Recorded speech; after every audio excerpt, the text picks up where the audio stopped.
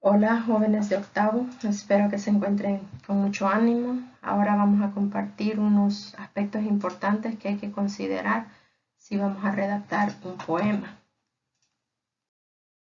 Antes de empezar, veamos la siguiente frase.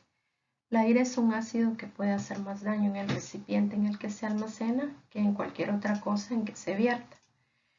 Muchas veces experimentamos emociones y no sabemos controlarlas. Nos ocurre frecuentemente cuando nos enojamos y ese enojo puede trascender y convertirse en algo extremadamente negativo.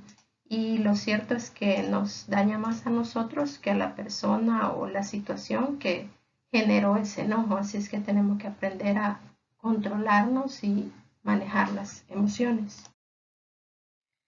Bien, comencemos. Lo que vamos a hacer ahora es un recordatorio. Yo sé que ustedes saben que es un poema, ya han escrito poemas, entonces solo se trata de recordar un poco.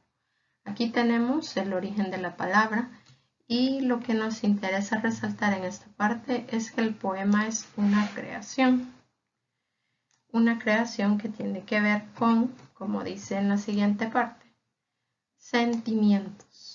En un poema deben expresarse sentimientos por medio de palabras y generalmente se hace en verso, pero también puede estar escrito en prosa.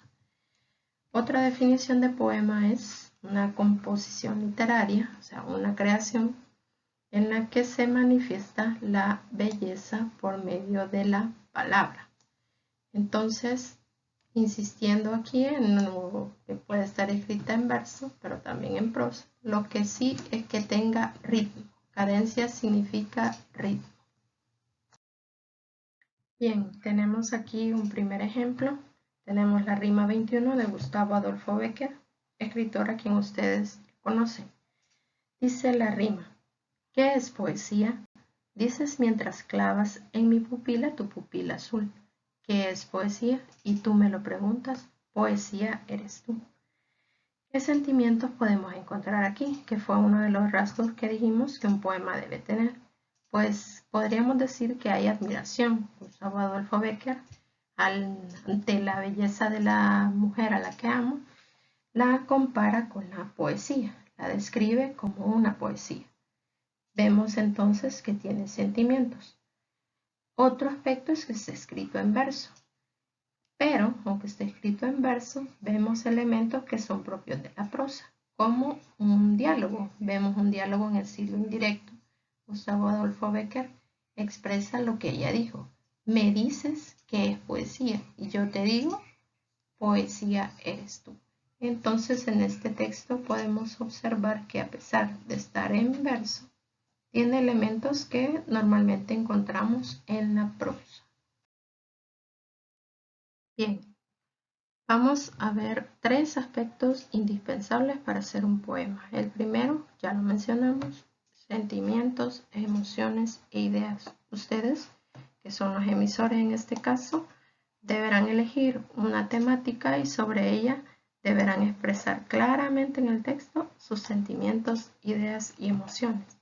Además, tienen que tener en cuenta el lenguaje. No deben utilizar expresiones demasiado coloquiales o de uso cotidiano, porque deben buscar la belleza a través de las palabras. Por eso es que la tercera característica nos dice que debe tener rima, ritmo y figuras literarias. Esto se consigue a través de la combinación de las palabras que ustedes hacen, que ustedes eligen para expresar sus sentimientos.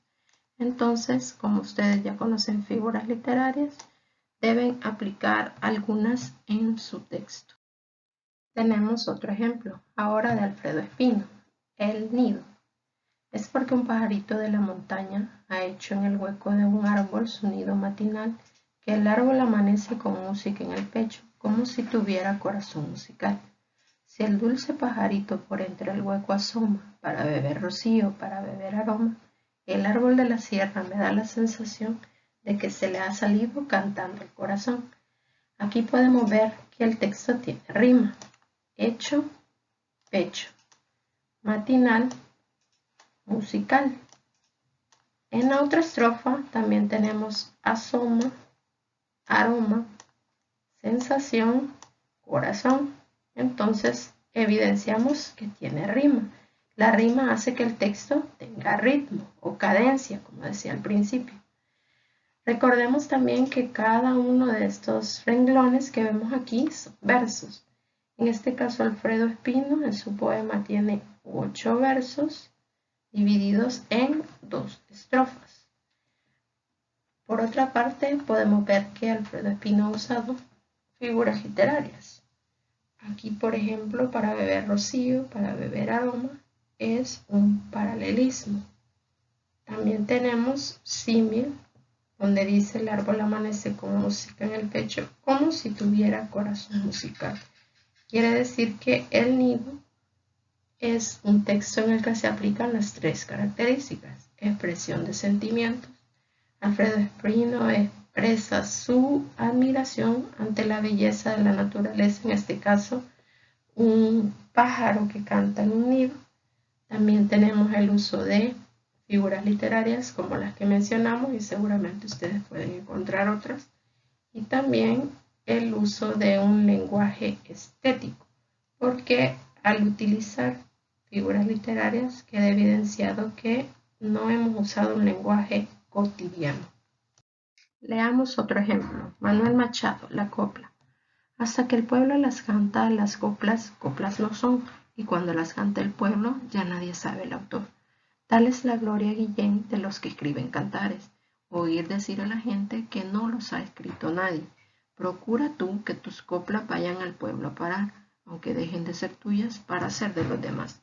Que al fundir el corazón en el alma popular, lo que se pierde de nombre se gana de eternidad. ¿Cómo se cumplen las características que mencionábamos en este texto? Primero, sentimientos, ideas o emociones expresados. Aquí tenemos una idea de el reconocimiento de lo que se escribe.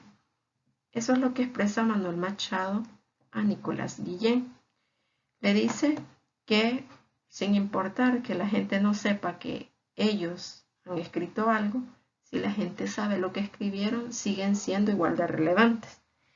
En cuanto al lenguaje utilizado, tenemos un lenguaje estético, porque no hace falta usar palabras rebuscadas. De lo que se trata es de usar una combinación especial de palabras, como vemos en la última estrofa, que al fundir el corazón en el alma popular, lo que se pierde de nombre se gana de eternidad.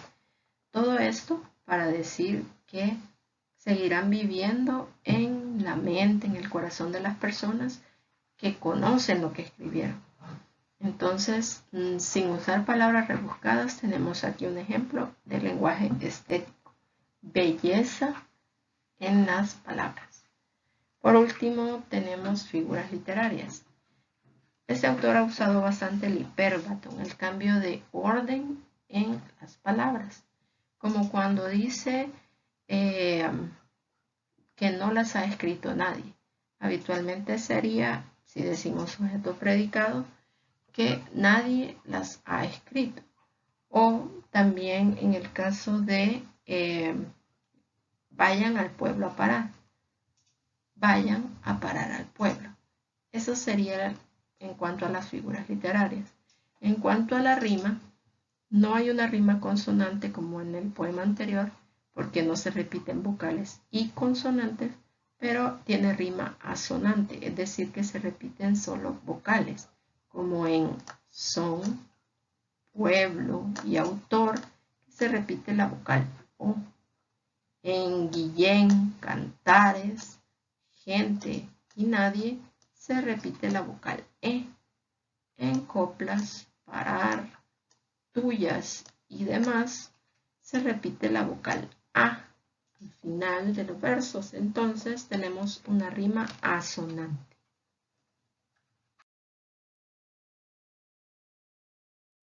A Pablo Neruda.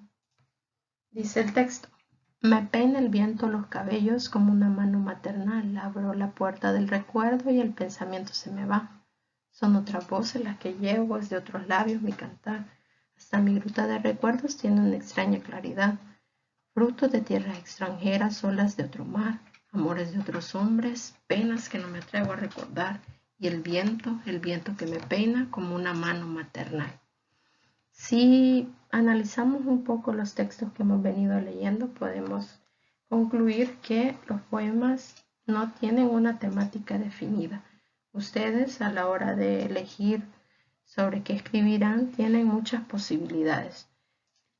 Es decir, lo que ustedes decidan está bien. No hay temas que no puedan ser abordados en un poema. En el caso de este texto de Pablo Neruda vemos nostalgia. Nos habla de recuerdos, de experiencias pasadas y lo hace con un lenguaje sí estético, pero a diferencia de los textos anteriores, este es un poco más simbólico. Vemos, por ejemplo, en la primera estrofa donde dice, abro la puerta del recuerdo y el pensamiento se me va. No es una expresión de uso cotidiano, a pesar de que las palabras sí las utilizamos cotidianamente. No son palabras desconocidas o rebuscadas, pero lo que quiere decir es, estaba recordando y un recuerdo me hizo perder mi hilo de pensamiento. Tenemos también, en cuanto a los recursos que utiliza, el primero vemos un símil, me peina el viento los cabellos como una mano maternal. Sí tiene figuras literarias y también vemos que tiene rima.